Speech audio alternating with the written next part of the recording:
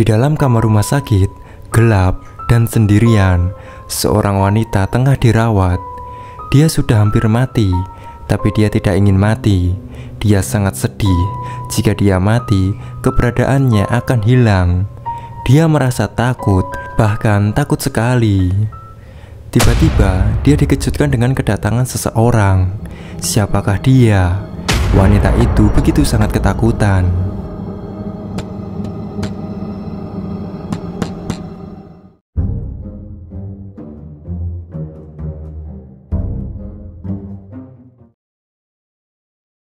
Ada seorang pasien wanita sedang didatangi dokter. Wanita itu tidak ingin mati. Dia tidak ingin lenyap. Wanita itu bernama Mami.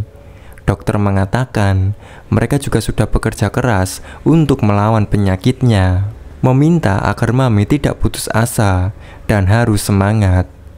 Mami berteriak, tidak ada gunanya, karena kemarin dewa kematian datang kembali. Dokter menjelaskan, dia bukanlah dewa kematian, melainkan seorang pasien dari kamar lain.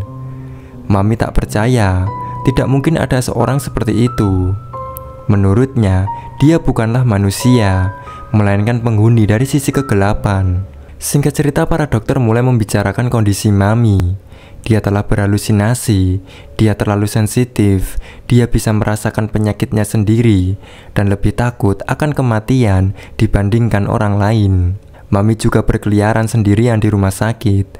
Dokter menyimpulkan, mungkin dia takut jika tertidur.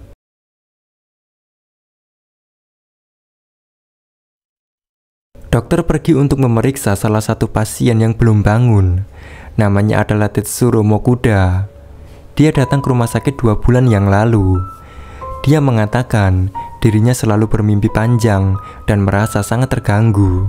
Mimpinya dalam satu malam terasa seperti 2-3 hari. Awalnya, Mokuda merasa dia yang berlebihan menyikapinya. Namun semakin hari, mimpinya semakin panjang. Tidak masalah jika mimpinya menyenangkan. Namun, setiap mimpi Mokuda merupakan mimpi buruk, sehingga dia merasa semakin takut. Terakhir, mimpinya terasa seperti 1 tahun. Sekarang, Mokuda bahkan sudah tidak ingat akan hal yang terjadi kemarin. Ini sudah mempengaruhi kehidupannya sehari-hari. Akhirnya dokter mengambil keputusan untuk membiarkannya tinggal di rumah sakit untuk mengamati keadaannya. Lalu pada malam itu, tiba-tiba seluruh tubuh Mokuda kejang-kejang dan bola matanya meronta berputar. Namun itu berakhir dalam sekejap. Gelombang otaknya menunjukkan bahwa dia dalam kondisi terlelap. Segera dokter membangunkannya. Mokuda tidak sadar dia sedang berada di mana. Naluri dokter mengatakan jika pasiennya itu tidak berbohong, dia benar-benar bermimpi panjang.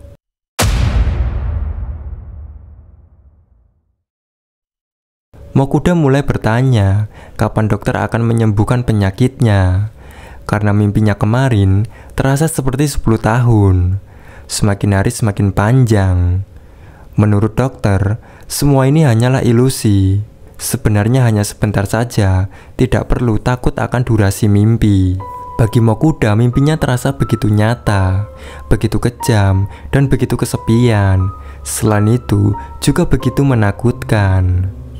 Saat ini dokter sudah berusaha mencari akar permasalahannya. Namun Mokuda meminta agar secepatnya. Mungkin saja mimpinya bisa menjadi 100-200 tahun lamanya. Singkat cerita, mimpi panjang Mokuda semakin lama seperti perkiraannya. Kondisinya saat ini seolah-olah telah mengalami evolusi sejarah yang panjang. Dokter datang untuk memastikan keadaan Mokuda. Ya, dia tidak tahu sedang berada di mana dan tidak mengenali dokter.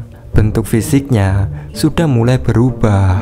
Akhir-akhir ini, Mokuda selalu mengatakan hal yang tidak jelas ketika bangun. Tiba-tiba, dia mencari seseorang bernama Mami, yaitu istrinya, yang tidak ada bersama dia. Dari pengakuannya, rumah sakit inilah tempat di mana pertama kali dia bertemu dengan Mami. Mokuda berteriak mencari sosok Mami. Hari berlalu, seorang suster datang membawakan makanan lengkap untuk Mami. Namun dia menolak, dia tidak mau makan karena dia hampir mati. Di tengah kesedihannya, tiba-tiba mereka dikejutkan oleh kedatangan Mokuda yang sudah berdiri di pintu kamar. Mami histeris ketakutan ketika Mokuda menghampiri dan menyebut namanya. Bagi Mami, dia adalah dewa kematian. Dokter segera mencegah Mokuda dan segera membawanya kembali ke kamar. Sesampainya di kamar, Mokuda bercerita ke Dokter Kuroda. Dia sangat takut sekali kalau mimpinya terus semakin panjang. Dan suatu hari nanti tidak akan bangun lagi. Dan apa yang akan terjadi pada dirinya nanti. Pagi hari, Mami berteriak histeris ketakutan sambil ditenangkan oleh suster. Dia terus menolak untuk mati. Melihat kondisi Mami, membuat Dokter Kuroda tidak tahu apa yang harus dia lakukan. Dia tidak pernah melihat pasien yang begitu takut akan kematian. Kini, Mokuda sudah berada di masa depan yang sejauh apa, tidak ada yang tahu.